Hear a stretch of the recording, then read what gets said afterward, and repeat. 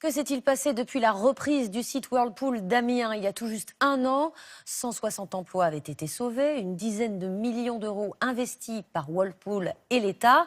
La nouvelle entreprise devait fabriquer des produits innovants, mais il n'est presque jamais rien sorti des lignes de production. La nouvelle entité risque la liquidation judiciaire. Autopsie d'un échec avec Julien Bigard, Mehdi Weber et Dominique Mas.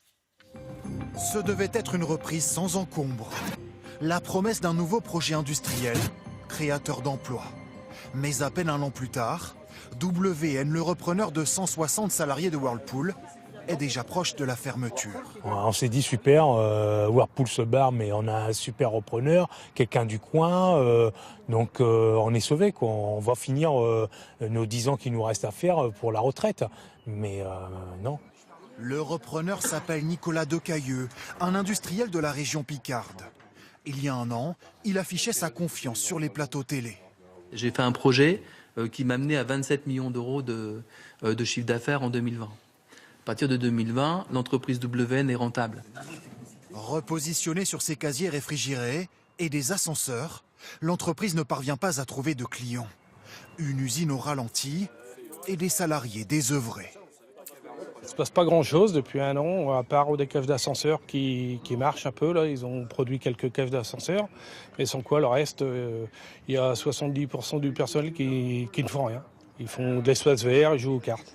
Pour relancer l'activité, le patron de WN a pourtant touché 7,4 millions d'euros de Whirlpool et 2,5 millions d'euros de l'État. 9,9 millions d'euros au total. Alors qu'est devenue cette somme? Les syndicats se posent aujourd'hui la question. Maintenant, on va demander où est passé tout cet argent public et Whirlpool. Est-ce qu'il y a eu des salaires qui ont été gonflés? On a beau faire les calculs d'apothicaire comme on veut, il doit y avoir une fuite de perte. L'entreprise demande à être placée en redressement judiciaire afin de verser les salaires et réclame désormais un soutien financier de l'État. Le patron a refusé de réagir sur les difficultés de son entreprise. General Electric, Whirlpool, Ascoval, à chaque fois, l'État est intervenu pour permettre la reprise des sites, quitte à aider le sauveur.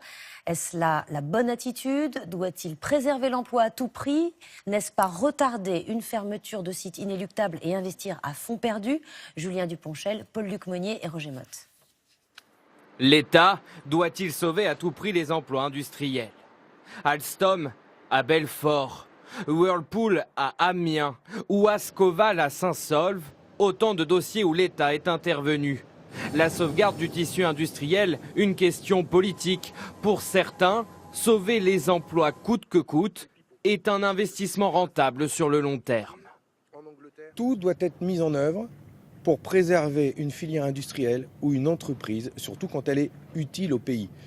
Parce que quand l'État accompagne la fermeture d'une entreprise, c'est la double peine. Non seulement l'État va financer le plan social, mais derrière, c'est aussi les collectivités et l'État qui va devoir se préoccuper des personnes sans emploi. Pour d'autres, maintenir sous perfusion les industries en difficulté serait un gâchis financier.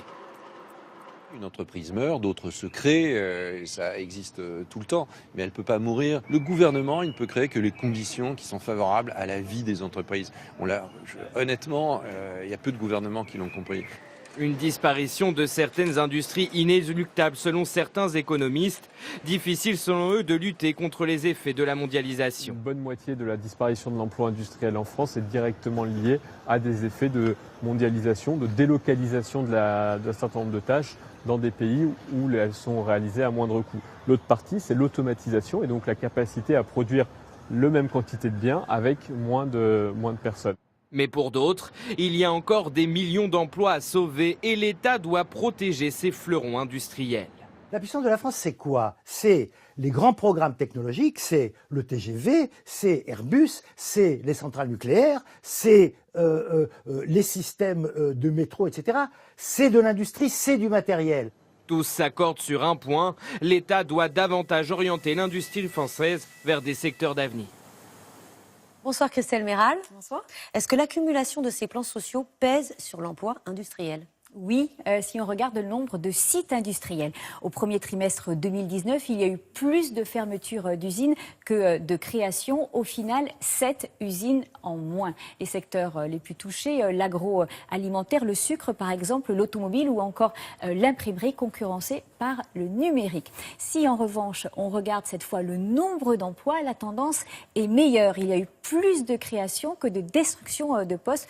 Plus 4 700 emplois, car les usines qui vont bien continuent de s'agrandir et elles recrutent dans l'industrie aéronautique, navale ou encore le cuir ou la chaussure tirée par le luxe. Et sur 10 ans alors, quelle est l'évolution ?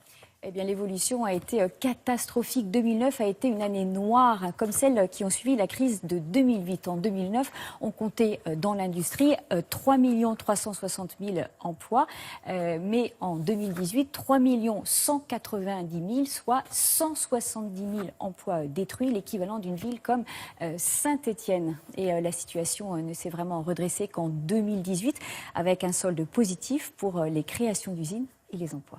Merci Christelle.